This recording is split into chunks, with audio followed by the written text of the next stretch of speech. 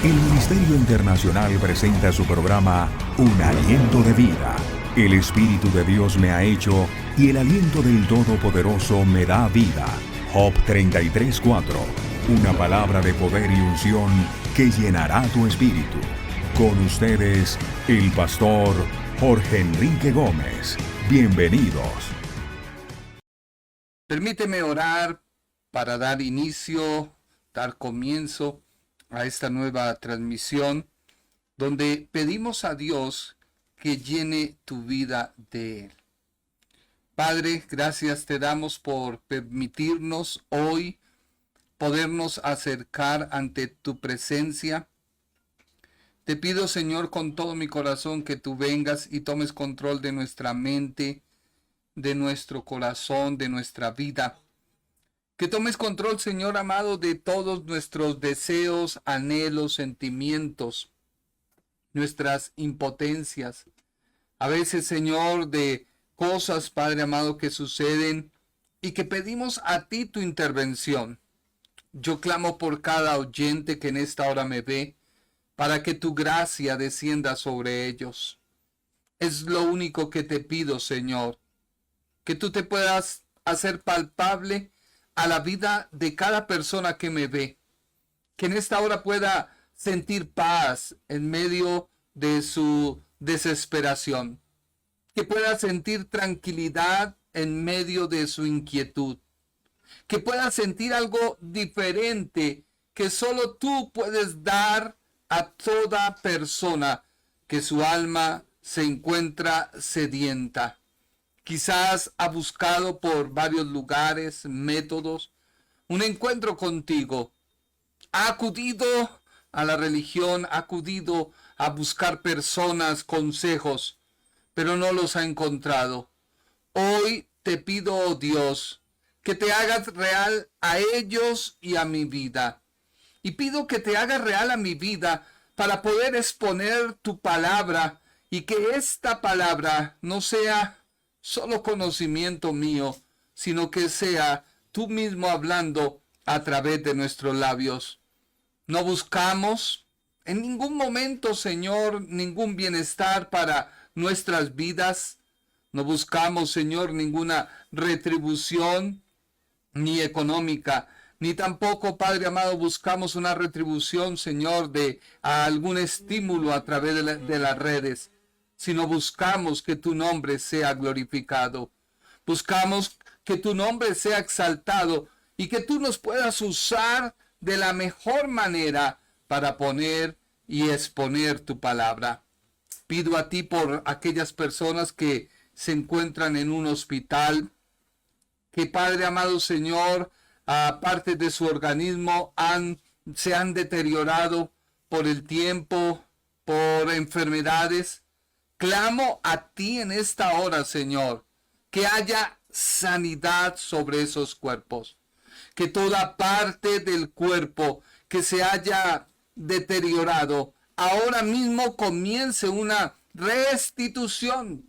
Comience ahora mismo un proceso, Señor, de normalización y que la persona pueda ver que tú eres Dios grande, poderoso, amoroso, misericordioso.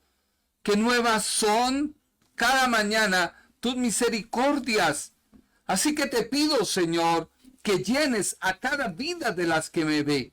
Que no sea un día más, que no sea un momento más en su vida, sino que seas tú llenándolos de paz, de amor, de gozo.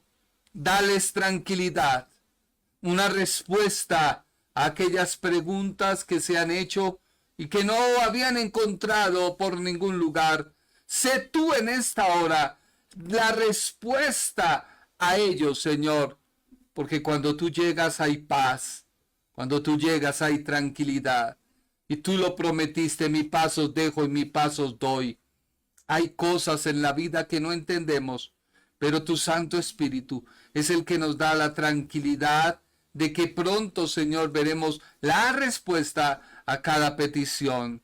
Dile tú, Señor, gracias, porque eres tú mi Dios y mi Señor, y yo sé que tú obrarás en mi vida y a favor de mi vida En el nombre de Jesús.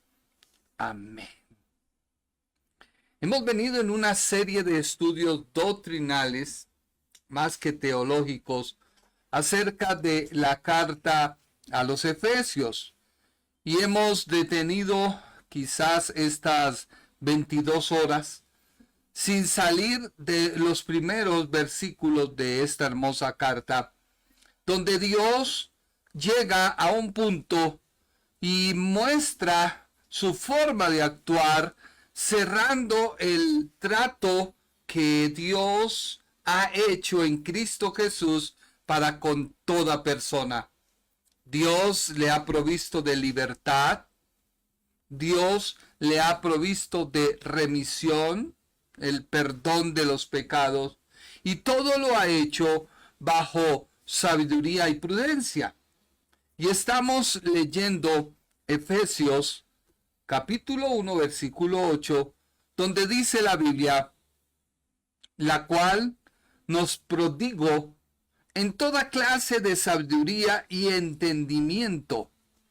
La palabra prodigo es cuando algo se hace de manera sin mirar consecuencias. Cuando una persona quizás deteriora su propio patrimonio y lo da para satisfacer ampliamente la necesidad de otras personas. Y esto es lo que Dios ha mostrado a través del plan de salvación. Un plan diseñado desde antes de que se creara el mundo.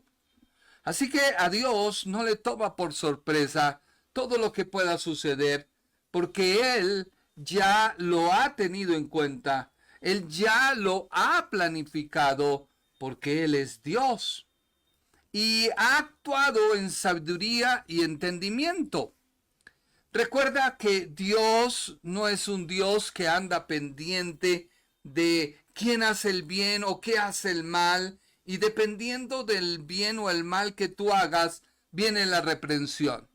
Si tú te portas mal, viene el castigo, y de pronto sale de tus labios palabras o expresiones, es que Dios me tiene bajo X o Y situación.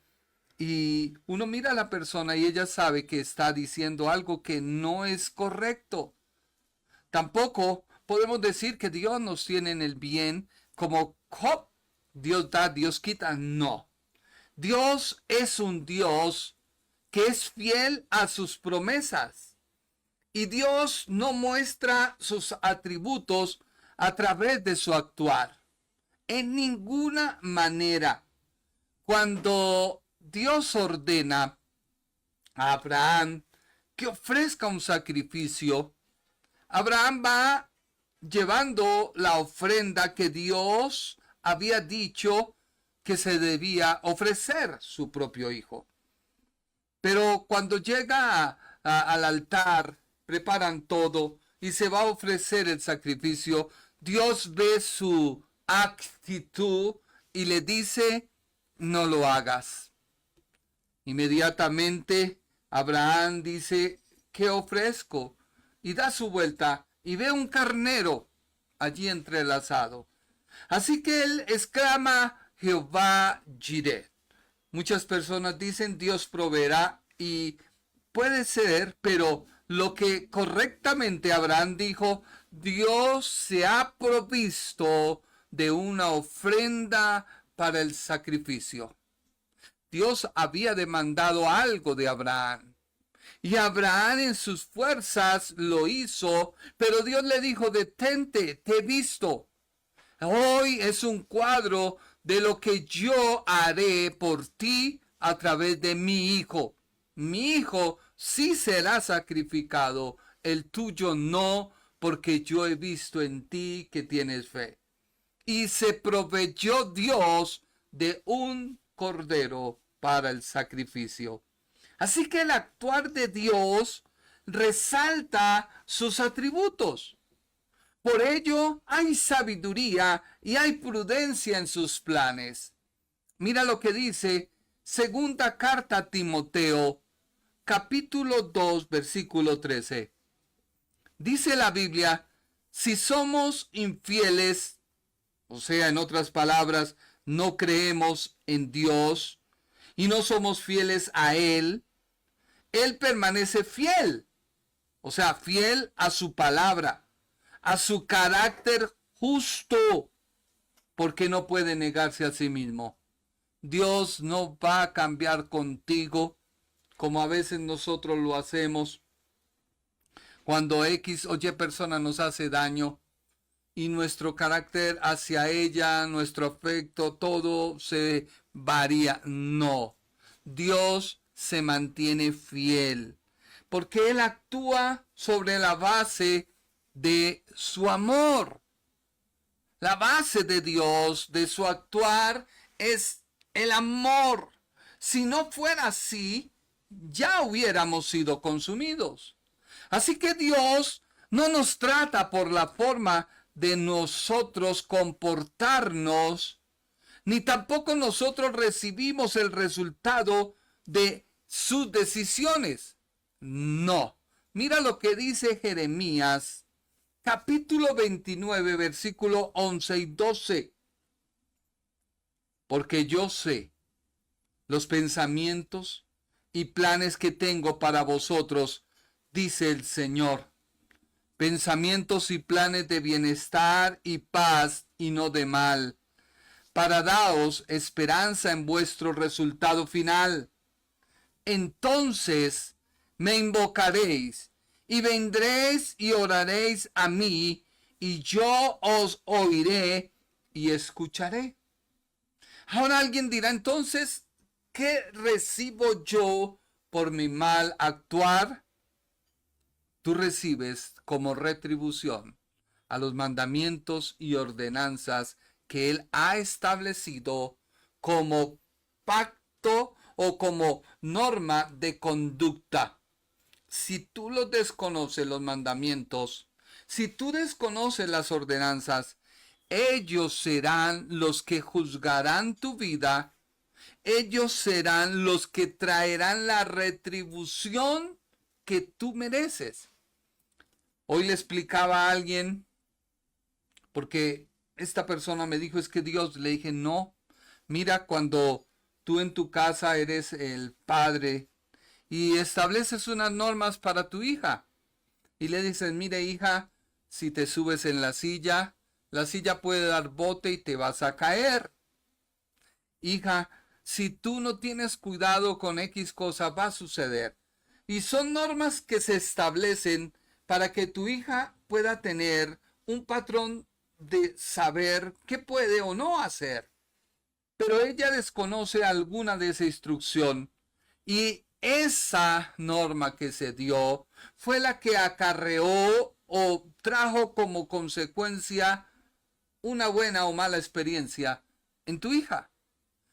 Él se quedó mirando y quedó sorprendido y dijo, ¿sabes que sí es cierto? Tú no ocasionaste que las sillas se volteara o tú no la jalaste para que ella cayera. Y esto lo vemos expresamente en el libro de Deuteronomio, cuando Dios llama a Israel y les da las leyes, les da las normas, las pautas, de tal manera que el apóstol Pablo resume la ley como el conocimiento de lo que se hace y se establece ese comportamiento de conocimiento en la razón de la ley o el mandamiento. Dios no es misericordioso porque Cristo haya muerto. Cristo ha muerto porque Dios es misericordioso. Mucha gente cree que Dios va a actuar de acuerdo. No, Dios no va a actuar. Dios ha actuado y se ha mantenido fiel a su promesa. Pero hay personas que guardan dentro de sí actitudes, patrones, comportamientos motivados por X o Y razón. Te pongo un ejemplo y te voy a dejar meditar en él mientras sigo exponiendo la palabra. Hay alguien que dijo, nos conviene que muera un solo hombre y no que perezca toda una nación. ¿Quién lo dijo? ¿Por qué lo dijo?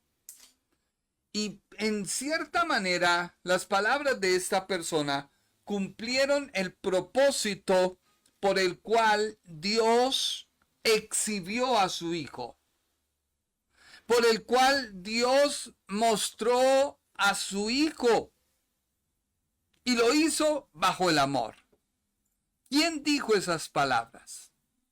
Es mejor que muera un solo hombre y no que perezca toda la nación. Te vas a sorprender con lo que hoy leyendo y estudiando logré indagar acerca de este personaje y qué motivó a que él fuera el primero en recibir, una vez arrestado, a la persona de Jesús de Nazaret, a nuestro Señor. Sigamos. Ahí dejo como ese paréntesis para que tú medites. Así que la misericordia de Dios es anterior a su propósito. Los propósitos demarcan el atributo de Dios que actúa a tu favor. Algo que tú debes tener en claro es que Dios siempre va a actuar a tu favor.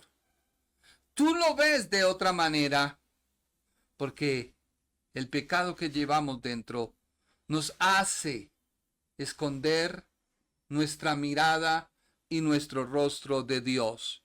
No Dios. Dios siempre está dispuesto a recibirte. Dios siempre está dispuesto con los brazos abiertos para decirte, hijo, ven, yo te quiero llenar de mi presencia. Porque Dios al hombre lo creó para que el hombre viviera lleno de su presencia. Eso Dios lo hizo. Pero el hombre, a causa de su transgresión, prefirió escuchar el consejo del enemigo, escuchar el consejo del que no debía oír. Y esto hizo que se alejara de Dios. Primera de Juan capítulo 4 versículo 10 nos dice, en esto está el amor. No que nosotros hayamos amado a Dios, sino en que Él nos amó y envió a su Hijo para hacer propiciación, el sacrificio expiatorio por nuestros pecados. Así que Dios exhibe a su Hijo y lo encarna como objeto de amor y adoración. Y esta es la base cristiana más profunda, que no solo muestra la justicia y la misericordia de Dios, sino que muestra el amor de Dios, la sabiduría y la prudencia de Dios, para que tú conozcas a su Hijo y conociendo a su Hijo puedas obtener la redención, la libertad, el perdón de los pecados. Juan capítulo 3 versículo 16 dice, porque tanto amó Dios y estimó tanto al mundo que incluso entregó a su Hijo unigénito, o sea, único, para que todo aquel que en Él confía, que en Él se aferra, que se apoya en Él, no perezca o venga a destrucción y se pierda, pero que tenga vida eterna. Y esa vida eterna es la que Dios ha asegurado para cada uno de los que creen en su nombre. Pero el gran problema está en cómo se recibe el mensaje. No en el mensaje como tal, sino cómo tú lo recibes, cómo tú lo percibes, cómo tu mente humana puede hacer que entre a tu vida el amor de Dios. ¿Cómo concibes tú el mensaje? Algunos bajo su razón lo asimilan, otros lo consideran. Segunda de Corintios, capítulo 5, versículo 7 dice que es por fe, no por lo que veas. Es por fe que tú debes caminar. Dice, porque por fe caminamos. O sea, tú regulas nuestra vida y nos conducimos por nuestra convicción o creencia respecto de la relación del hombre con Dios y las cosas divinas, con confianza y santo fervor, así andamos, no por vista ni por apariencia. La Reina Valera lo resume y dice, porque por fe andamos, no por vista. Pero la Biblia amplificada nos da un mayor o amplio concepto de lo que es la fe. La fe es la que regula tu vida. La fe es la que te demarca el cómo tú te conduces bajo una convicción o creencia respecto de la relación del hombre con Dios. Más que la fe ser un don, regalo de Dios, es la forma en que yo creo en Dios y acepto su palabra. Y luego dice, y las cosas divinas, las cuales dan confianza y santo fervor, así andamos, no por vista o apariencia. Si tú piensas que el evangelio es por lo que se ve, está cerrado. O quizás por el mal consejo, o quizás por el mal ejemplo que otra persona da. Porque a veces nuestras acciones hablan más y acallan nuestras palabras. Así que debes tú mirar con qué perspectiva has escuchado el mensaje. ¿O has olvidado el mensaje por X o Y situación de tu propia vida? Mira que uno de los ejemplos a seguir ha sido el hombre patriarca de la fe, Abraham. En Hebreos capítulo 11, versículo 8 y 9 nos dice, impulsado por la fe es la que te impulsa. La fe es la que te da la noción de creerle a Dios. Cuando fue llamado, obedeció y salió al lugar que él estaba destinado a recibir en herencia. Y se fue, aunque no sabía ni se preocupaba a dónde debía ir. Luego dice el versículo número 9. Impulsado por la fe habitó como residente temporal en la tierra designada en promesa. O sea, Dios, aunque le dio su tierra, él asumió que era un extranjero. En un país extraño, habitando en tiendas con Isaac y Jacob, coherederos con él de la misma promesa. Así que hay sabiduría y prudencia en Dios. Y ella abunda para contigo y para conmigo. La sabiduría y la prudencia de Dios se desborda tanto que debe llenar nuestra vida y acallar nuestra propia sabiduría, para que ya no sea la nuestra, sino sea la sabiduría de Dios. Dios ha insertado en nosotros sabiduría y prudencia, pero sabiduría y prudencia suya. Mira que hay sabiduría en que el hombre, en su estado caído, en su estado carnal, como se conoce o se dice en el ámbito cristiano, con su naturaleza caída, con ese pecado que aparta a la persona de Dios, que le imposibilita acercarse a Dios. Dios proporciona un mediador. Dime si esto no es sabiduría y prudencia. Ese mediador no solo es mediador, sino también reconciliador. Porque sin mediador, el pecado nos hace estar fuera del alcance de Dios. Hoy le explicaba a alguien y le decía, mira, la vida del hombre en un comienzo era como una sola vía con 3 carriles. Quizás ya lo he explicado y tú lo has escuchado o por primera vez lo escucha, préstame atención. La vida del hombre es semejante o hay similitud o se puede hablar de una semejanza como una sola vía con 3 carriles. En los carriles parte, digamos, mano izquierda está Dios, está Cristo en el centro, y en la parte derecha o como quieras, izquierda, depende como tú lo veas, está el hombre.